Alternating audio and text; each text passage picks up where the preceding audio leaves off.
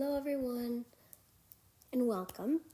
Today we're going to be talking about how fear and trust influence communication between children and doctors in pediatric care. If you're someone interested in healthcare, medicine, or becoming a physician one day, I want you to think about this for a moment. What happens when your patient doesn't tell you what's wrong? Not because they don't want help, but because they're too scared to speak and openly communicate with you. This is something that happens often in pediatric care, and it raises an important question. How much does trust actually influence communication and ultimately patient outcomes?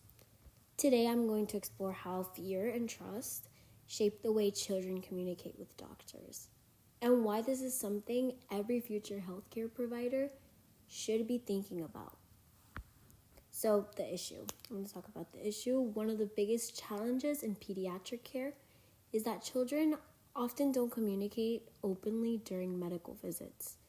Unlike adult patients, children may not have the language, confidence, or emotional comfort in order to explain what they're actually feeling. Instead, they might stay quiet, give minimal answers, or say that they're fine even though they know something is clearly wrong. From a clinical perspective, this creates a major limitation. Medicine relies heavily on patient history and communication. If a child is unable or unwilling to share accurate info, it becomes significantly harder to assess their condition properly. Therefore, it limits the way that doctors can come up with an accurate health plan. For example, imagine a pediatric patient experiencing reoccurring pain. If they feel intimidated or uncomfortable, they may not want to fully describe what they're feeling. They might not want to share their symptoms with their healthcare provider. As a result of that, the provider may not have enough information to make the most accurate diagnosis. So this isn't just a communication problem, it's a clinical one as well. So why does this happen? A major factor of this is fear. Healthcare environments can be very overwhelming for children. The setting is very unfamiliar, the procedures are often unclear, and the authority figure, known as a doctor, can feel intimidating. Children also process information very differently from adults. If explanations are way too complex or rushed, they may feel very anxious or confused, and this reduces their ability to communicate openly with their healthcare providers. Another key factor of this is trust. In adult medicine, we often assume a baseline level of trust between patient and provider, but with children, the trust has to actively be built, and it often needs to happen quickly. If a child doesn't feel safe or understood in the moment, they are far less likely to openly communicate. This creates a gap between what the patient is actually experiencing and what the provider is able to understand just by looking at them. The reason why this matters is because communication is directly linked to patient outcomes. Research consistently shows that strong doctor-patient relationships improve health outcomes. Patients that feel heard, understood, are more likely to provide accurate information, adhere to treatment plans, and engage in their care.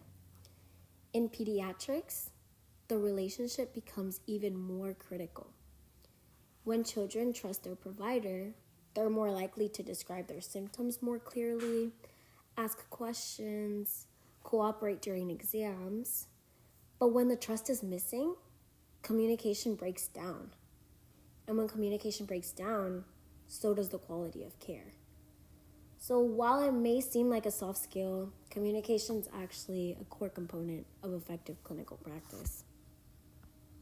There are already efforts within healthcare to address the issue. Providers are increasingly encouraged to use developmentally appropriate language, maintain a calm and reassuring tone, and involve parents while still engaging directly with the child. So there is also a growing emphasis on patient-centered care, which focuses on understanding the patient's experience and not just treating the condition.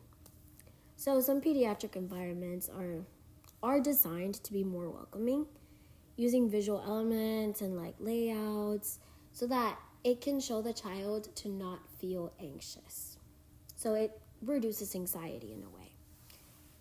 These approaches are helpful, but they're not always applied consistently, and that's where there is still room for growth. As someone pursuing a career in medicine and is specifically interested in pediatrics, there is something I've thought a lot about. I don't just want to be technically competent. I want to be someone that my patients feel comfortable with, someone that they feel they can trust with anything. Because in pediatrics, you're not just treating a condition, you're working with the patient who may not fully understand what's going on around them. And this causes anxiety. And they are also relying on you in order to create a sense of safety. I think it's easy to focus on diagnostics and treatment plans and efficiency, but the way you communicate and the way that you make the patient feel can be just as important. So a child is not going to remember the exact medical terminology you used, but they will remember how you made them feel. And that feeling can determine whether they open up or whether they shut down.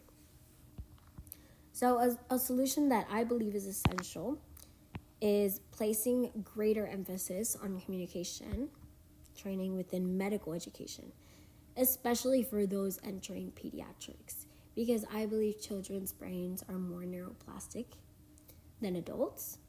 Therefore, experiences and things that happen to them throughout their childhood stay with them for the rest of their life. So obviously you want to make sure that they see medical environments in a more positive light. So some solutions include learning how to speak at a child's developmental level by using specific language that they understand.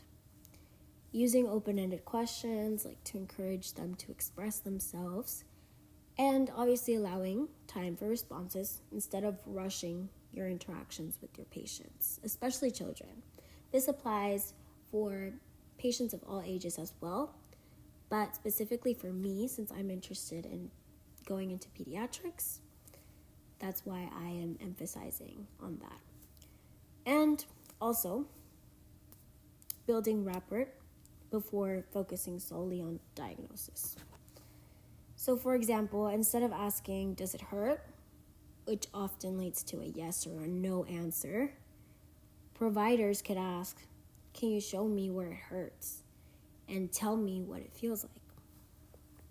This not only encourages communication, but it also gives the child a sense of involvement and control. These small adjustments can significantly improve both the patient experience and the accuracy of the information that is being gathered, of course. For those pursuing careers in healthcare, this is something to take very seriously, because no matter how advanced medicine becomes, communication will always remain central to patient care. Improving communication doesn't require any new technology. It requires a lot of intention, awareness, and a lot of effort as well. If future providers focus on building trust, especially with pediatric patients, we can improve not only how children experience healthcare, but also the outcomes of that care. When patients feel safe, they communicate. When they communicate, we understand. And when we understand, we can treat them more effectively. and get a more positive result, a more positive and accurate result. So to conclude all this, fear and lack of trust can significantly impact how children communicate in medical settings. But when trust is established, it transforms the whole entire interaction. Children become more open and they cooperate more, and they are often more engaged in their care. And that ultimately leads to better outcomes, not just medically, but emotionally as well. I believe it is very important to target, obviously, the medical side, of course, but the emotional side as well, because I believe that mood can definitely have a positive impact on health. So as future healthcare professionals, this is something we have the ability and responsibility to improve. Because in pediatrics, effective care doesn't begin with treatment. It begins with trust. Thank you so much for listening to my podcast. I really hope you enjoyed it.